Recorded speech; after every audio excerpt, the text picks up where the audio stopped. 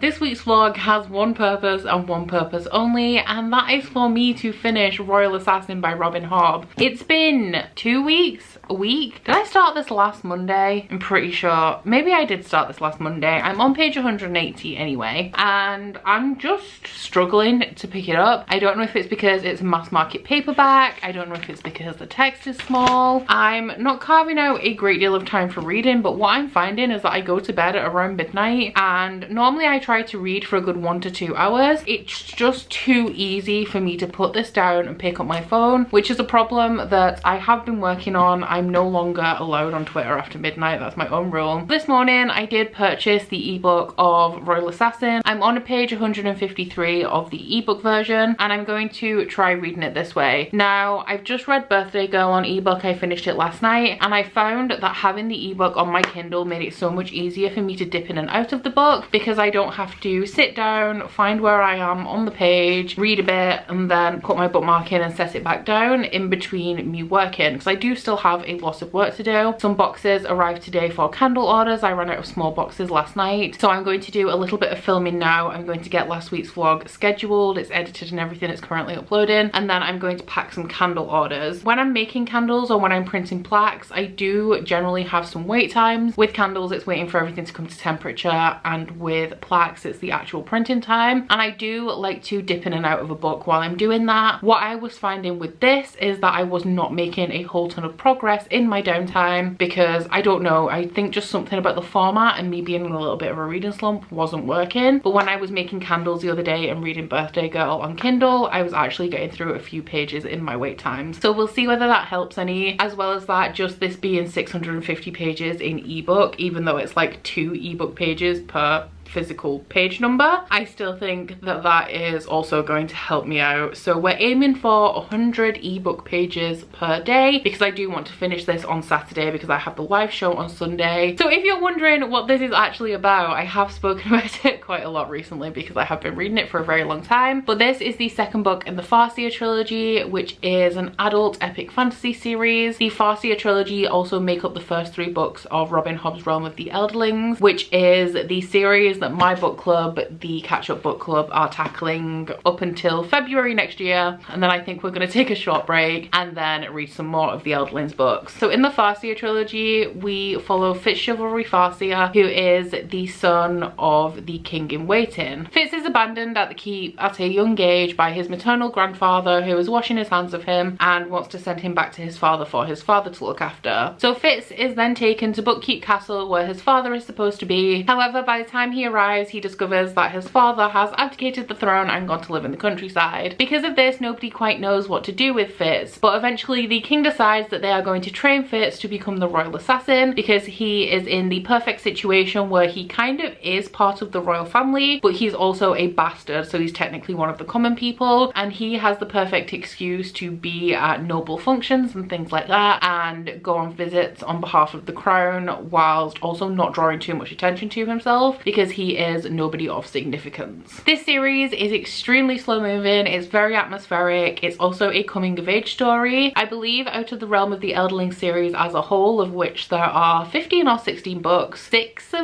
9 of them are about Fitz. The first series follows him from childhood up until, I'm assuming, 20s, 30s. At the moment, at the beginning of this book, he is 15 years old. Right at the beginning of the first book, he is 6, and he's also an unreliable narrator because he's being used as a pawn by a lot of people throughout the series, and with him being both a commoner and part of the royal family, he does know a lot of information, but he is also kept out of a lot of things because of his birth. And he's also just super cute, and he expects the best from people, at least at this point where he's still pretty much a kid. So I am really enjoying this. I'm just struggling to read it, but now I have no choice. This has to be done by the end of the week. Aside from reading and working, I'm having to rejig a little bit of content this week. I missed an upload on Sunday because I slept for 12 hours, woke up at 4 p.m. and could not get my video up in time. So I'm about to film a little bit of an insert to go into the video that I'll be putting up on Thursday. And then I'm going to have to rework what I plan on posting on Sunday, because it should be my mid-month wrap up. But if I manage to finish this by Saturday, I'll have only finished 2 books. So it's not really worth doing, is it? But I think I'm gonna go now. I'm gonna go and try and get some work done, and hopefully throughout the week I will actually have things to tell you and I will actually be reading Royal Assassin. I don't wanna let you down. It's the only thing I think about every morning. You know my life ain't figured out, but I promise if you stick around it'll never get boring. We'll spend nights, cheap red wine, look at flats even though we can't afford them. I don't wanna let you down, I don't wanna lose you now. Will you stay even when you wanna walk away? When times get bad, we can learn to love what we have. I don't wanna let you down, I don't wanna let you down, I don't wanna let you down, I don't wanna mess around. So I just got into bed, but I thought I would, do I still have, yeah, I've got moisturizer still all over my face. I've just had a shower and got into bed, but I thought I would come in and let you know where I'm up to with Royal Assassin, because it's been pretty much all week and I haven't said anything. My bookmark is currently in at page 542. I am a little bit past that because my bookmark's at the beginning of the chapter, and I have read a little bit of this chapter today. I am still reading this on my Kindle, and oh my god, Kindle reading has sped up the process so much, you have no idea. I've gone from only being able to focus on reading 35 pages a day, 35 to 50, to reading around 170. So I have 210 pages of this left now, so I am on track to finish it tomorrow. It is like, I'm gonna say it's just gone midnight. Yeah, we're 3 minutes to midnight right now, so I'm probably not going to get as much read today as I have done the last couple of days, but I'm hoping to read about 100 pages now, and then I'll just have 100 pages for tomorrow. What I will say about this while I'm here is that the beginning is very, very slow, and I was warned ahead of time that this book was going to be really slow, so I didn't think anything of it, but around the page 300 mark it does pick up a lot, and there is a lot of information being imparted that I'm really interested in. I have a really bad feeling about the end of this. One reason is because the Discord keeps going wild about the ending of this, and the second is that the things that are going on, there's a lot of turmoil in the political structure of the world, or of the Six Duchies, and I feel like that is definitely going to come to a head towards the end of this book. So I'm a little bit scared about that, but I'm definitely compelled. I'm loving it. I really love Fitz as a character, although I do have to say that my three favourite characters of the book are Burrick, Verity and the Fool, and I really like Catrican as well. Fitz is just, he's just so naive in a lot of ways, you know. He doesn't know a lot, so he's a very unreliable narrator, but he's a little sweetie, and I want the best for him, even though I've heard that his story overall is pretty heartbreaking and everybody just feels bad for him all the time. So I'm a little bit concerned about what's going to go on with him, like, in the long haul. Today I spent the entire day packing candle orders. It took me so long, and candle orders are a time-consuming thing, like, to package, but I did not anticipate that it would take me the entire day. So I think I've packed about 24 orders today, which seems like a lot, but in the grand scheme of things it's not as many as I would have liked to get done. And then I did a quick 30-minute workout, had a shower, and now I'm in bed. So I'm gonna get on with some reading, but I just thought I would check in with you guys and say hi, because I've hardly vlogged at all this week. I've been working flat out trying to get ahead as much as possible, but I have still been reading quite a bit as well. Cause everything else in my life without you would be boring, and we'll spend nights, cheap red wine, look at flats even though we can't afford them. I don't wanna let you down, I don't wanna lose you now, I don't wanna let you down, I don't wanna let you down. Hey guys, I'm just checking in. Is my hair everywhere? I think it is. I'm just checking in to let you know that I have done the unthinkable, finally.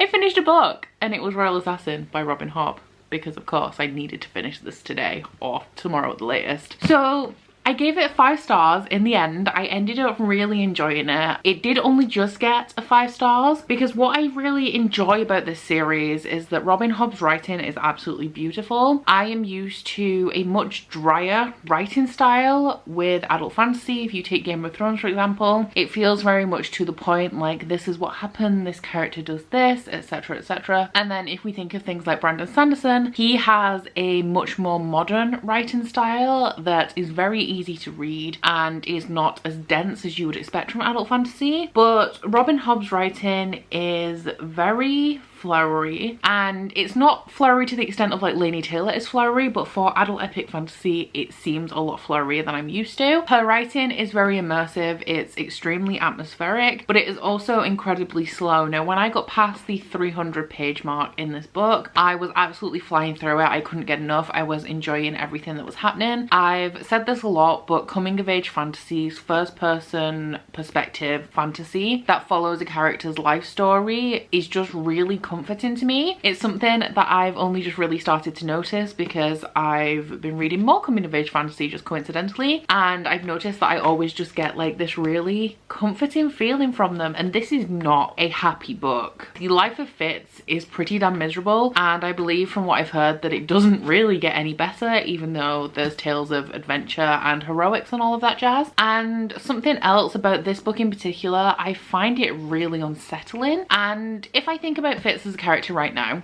I like him, but I don't love him. He's not my favorite character in the book or the series, while I do like him. And he's not somebody that I particularly identify with or anything, but this book towards the second half, or at least the last 300 pages or so, is just so filled with dread, and it's that sense of not wanting something bad to happen or bad things happening, or you know bad things are coming and you just don't like it. It's not a exciting like oh my god this bad thing's gonna happen. It's a this bad thing is happening and I do not like it kind of feeling, which means that on a deeper level I must be deeply attached to Fitz, that I don't want these things to happen. Either that or it is just the sense of comfort that I get from reading books like this, that I don't like the equilibrium to be disturbed, because I'm enjoying just following Fitz as he's training to be an assassin and learning how to control both the wit and the skill magic, bonding with the animals that he does end up bonding with through his wit magic. There is a little bit of romance in here. It's not romance in the way that I typically read it. It's not like oh my god I ship these characters, because that is typically not what romance in adult fantasy is, but there is a relationship developing in here, and it was kind of nice to see that blossom. I don't know how much I like the love interest. I like her, but I don't know.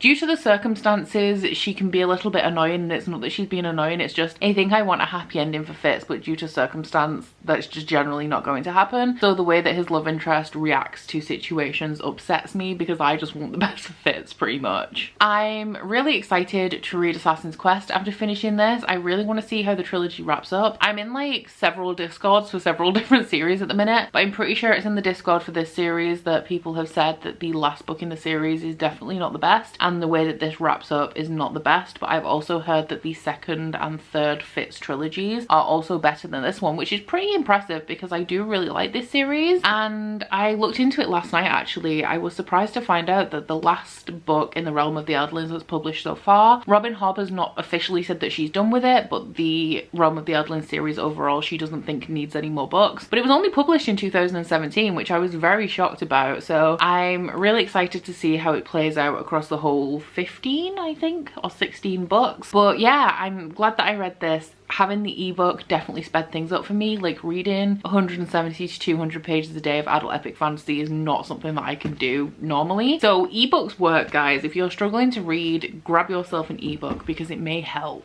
Oh, I haven't mentioned at all in this vlog, but I am participating in the Make Your Myth Taker readathon that is hosted by my friend Ashley from A Frolic Through Fiction, and also Charlotte, who is over on Twitter. The path that I'm going for currently, the one that I'm working on, is the witch path, and this fulfills the first first prompt to read a book that features an animal. As I've explained, the whip magic is greatly connected to animals, so that definitely fulfills that prompt. And that is only the second book that I have finished this month so far. So the book that I'm starting is on my Bookopoly TBR. I think it's on there to read a young adult fantasy, and it is also the second book on the Witch Path for Make Your Myth Taker. The prompt is to read a book with a foiled cover, and I'm going to be reading A Court of Miracles by Kester Grant. So this is a brand new release. I have been approved for an ARC on NetGalley, so I'll be reading an ebook, which is great because it means I'll actually read it. And I think it was released on the 4th of June and the hardback is being released on the 18th. At the time I was approved, I didn't realise I'd been approved for it, so I missed the deadline for its actual release, but I'm aiming to read it before the 18th, so I have 5 days, which should be okay because it's young adult fantasy, provided I actually read it. But I'm actually back in a really big reading mood now, so I'm pretty confident that I can do this. So the plot of this I'm actually not too sure about. I know that it's a Les Mis retelling, but I'm not sure how much of a retelling it is. I'm not sure if it is a straight retelling of the story of Les Miserables, or whether it kind of takes place around the time of Les Miserables during the French Revolution and kind of runs alongside it, or is like a side story for some of the characters. I do know that the main characters' names are a play on Eponine and Cassette. I can't remember what the character who represents Cassette is called, and the character that represents Eponine is called Nina. And this book takes place in the underworld, and they have different courts. I have flicked through the ebook a little bit, and there is a beautiful graphic that tells you what all the courts are right at the beginning, which makes me want a physical copy just so I can see that, because the work on that is stunning. I really like the art style. But the Court of Miracles, I believe, is the Thieves Guild, and Eponine is a thief,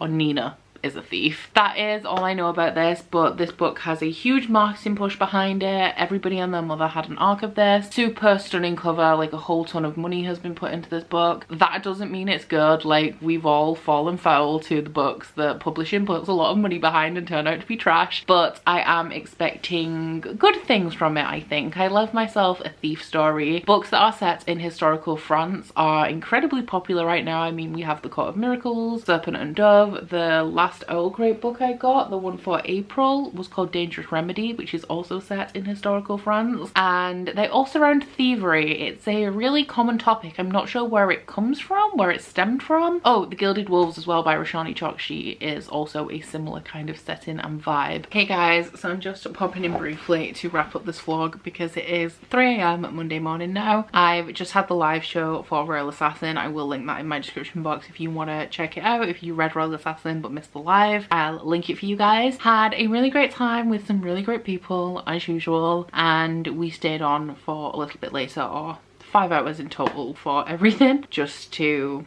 chat, because we tend to hang out after live shows. I'm actually happy that we just finished the call, because at this point, for once, after a live show, I can actually go to bed at not necessarily a reasonable time, but earlier than usual after a live show. I am very sleepy right now, so I'm going to keep this brief. I am 23% of the way through Court of Miracles. I'm on chapter 9, so I think that is around 100 pages into it. I read 50 pages last night, I read 50 pages today, but then live show stuff. I also watched Wreck-It Ralph Breaks the Internet with Curtis earlier today. I kind of decided today that I wasn't going to do much work. I did have to edit and upload a video this morning, but after that I kind of just wanted to take it easy a little bit. So I've had a pretty relaxing day, but I'm not going to give you too much detail on the Court of Miracles right now because I'm hella tired, and the majority of me reading that book will be in next week's vlog anyway. As I mentioned yesterday, I can't even remember if it was yesterday that I checked in, it is a young adult fantasy or a young adult historical fiction or a young adult historical fantasy. At the moment there's not really any magic in it, so it is a political driven fantasy between the guilds, if anything, and we follow a girl called Nina whose sister sends her away right at the beginning. Nina is Eponine, and her sister sends her away to join the Thieves Guild in the Court of Miracles. The Court of Miracles is the criminal underworld. I think I said yesterday that the Court of Miracles is the Thieves Guild, but the Court of Miracles is the underworld as a whole, and there are, I think, 9 guilds within, and Eponine goes to join the Thieves Guild. Now, I'm not entirely sure why her sister did that aside from to protect her, but their father is just about to sell her older sister into prostitution at the House of Flesh. So this entire book, as far as I can gather, is going to be about Eponine trying to get her sister back. Now, in the main story of Les Mis, and Les Mis is only something that I'm very vaguely familiar with, but Eponine's family do take in Cosette as a ward, and in Court of Miracles, Eponine is trying to use Cosette to trade into the master of the House of Flesh in exchange for her sister. So it's kind of about Eponine trading in one sister, like a found sister, to get her actual sister back. I'm very early into the story. What I will say about it so far is that it does gloss over quite a bit. Aside from Eponine's sister not wanting her to come to any harm, so sending her away for protection, there was really no reason for her to be forced to leave. There was no immediate threat, and I think the first section takes place in 1823.